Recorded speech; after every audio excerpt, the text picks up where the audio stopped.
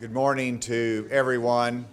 Thank you for joining us today for what I believe is an incredibly exciting day for our military retirees. It's an exciting day for those that want to see reduction in taxes, and it's a great day for boosting the economy of Arkansas. If you look back in the history of this movement, when I first got elected, I have a number of legislators, both Democrats and Republicans, that came to me and said they'd like this idea. We think we ought to gradually phase out, reduce the income tax on military retirement income. And I said, I don't think we can do it. I don't think we can do it. But they persisted and they continued down that path. And, they would have been happy with phasing it out, maybe not all of them, but they just wanted to see us make some progress. And so I came to believe in it, and I wanted to recognize the Arkansas Veterans Coalition that's here. They are made up of 20 veteran service organizations and do an amazing job of advocating for veterans and this issue for military retirees.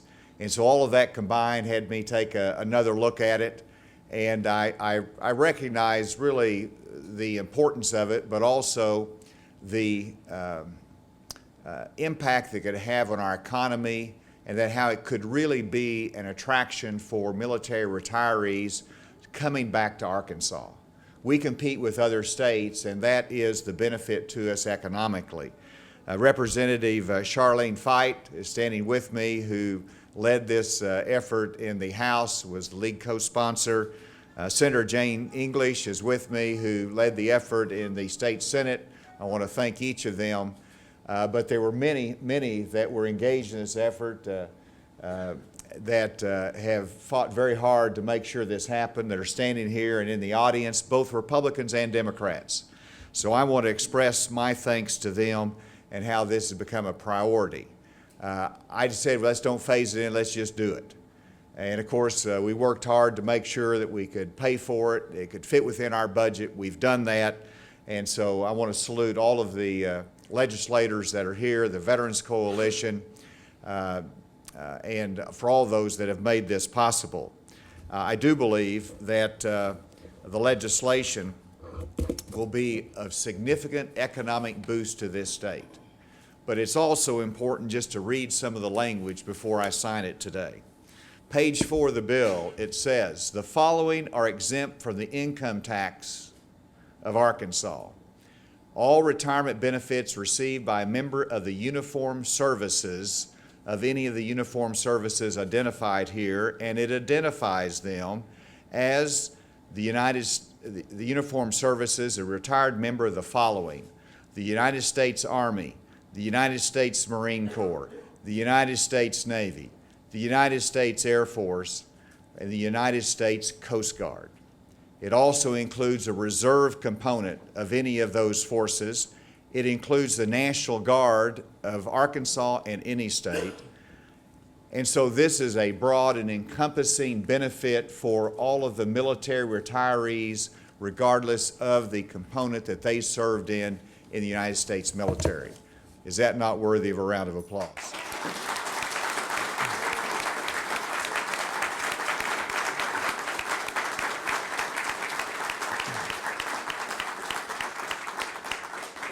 Is that okay, General Barry? Yes, sir. Yes, sir. Great. Thank you for being here today. So with that, we will come down here and we will sign the legislation. Let's see.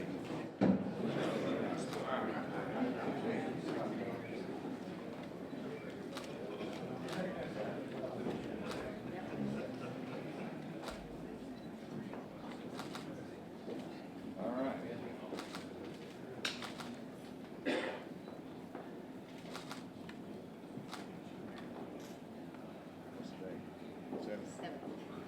Good day.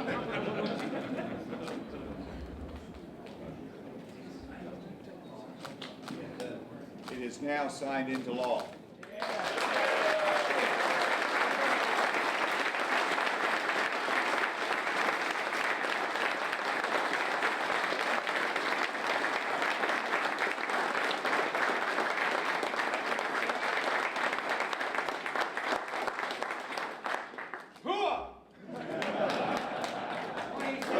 was going to get that. Just any questions from the media? Governor, you signed this tax exemption, and next year people will be back looking for other tax exemptions. Where does this fit in that list, and have you started looking at exemptions that perhaps you think the state no longer needs? I've generally had the view we ought to close exemptions rather than open exemptions. As I tell my staff, there's an exception to every rule. And this was an exception because of the uniqueness of it, but also the economic benefit and driver that I believe that it will be for the state of Arkansas. And so now where do we go in terms of tax reform? It will center on the legislative task force that's been created to look at in the entirety of tax reform that's needed in our state, not just to look at exemptions that may need to be closed off, but also the simplification of our tax code and how we can continue to reduce the income tax rate in Arkansas. And so I'm excited about the effort of the legislative task force that will convene after the session is over with, and we'll look forward to their report next year, and we'll be watching that very carefully. Continuing on taxes, there are a couple of bills pending that would impact Amazon or other large businesses that do business in the state without having a physical location here. Do you prefer either one of those? Do you like both? Do you like neither? How should the state proceed? Well, we're continuing to monitor those. The bill on the House side by Representative Dan Douglas makes some common sense in the sense that it simply facilitates the collection of a tax that is already on the books. And I know that's going to be considered. I think it's clear that it is constitutional, it's appropriate, it's not a new tax, it's just a means of facilitating business as they respond to the requirement for tax collection. In terms of the bill on the Senate side, I think that's a little bit more complex.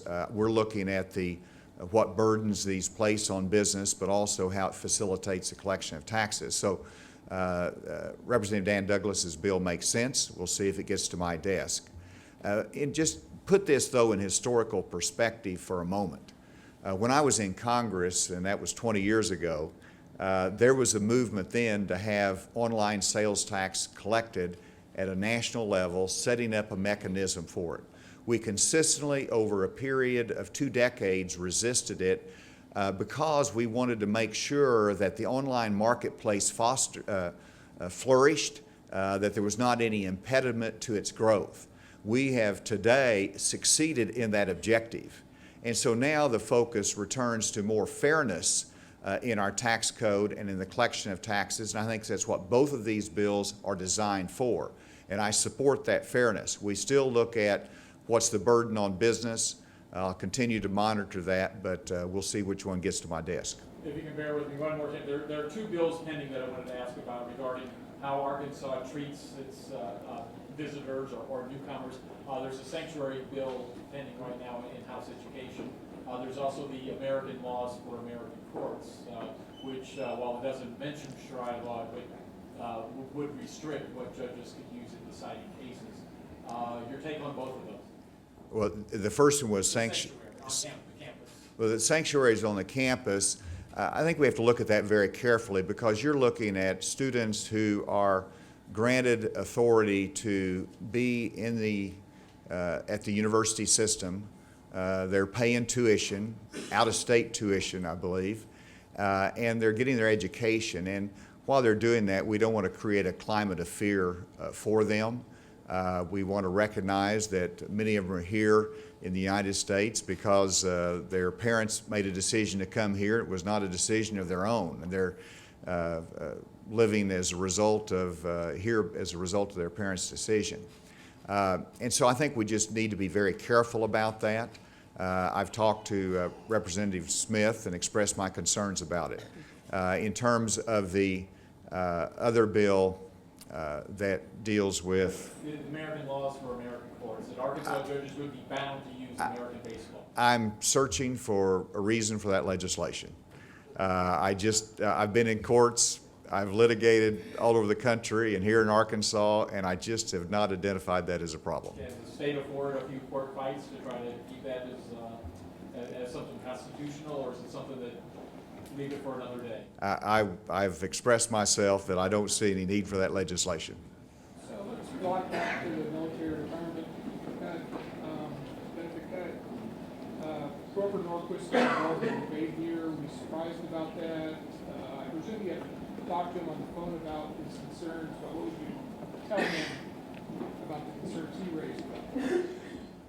Well, my office talked to Americans for Tax Reform, and they assured me that they were not scoring any of the legislation because it's really consistent with the pledge that any member would take that they would not support a tax increase, and they viewed this as having offsetting tax reductions, and so therefore did not violate any principle of Americans for Tax Reform or any pledge that had been taken.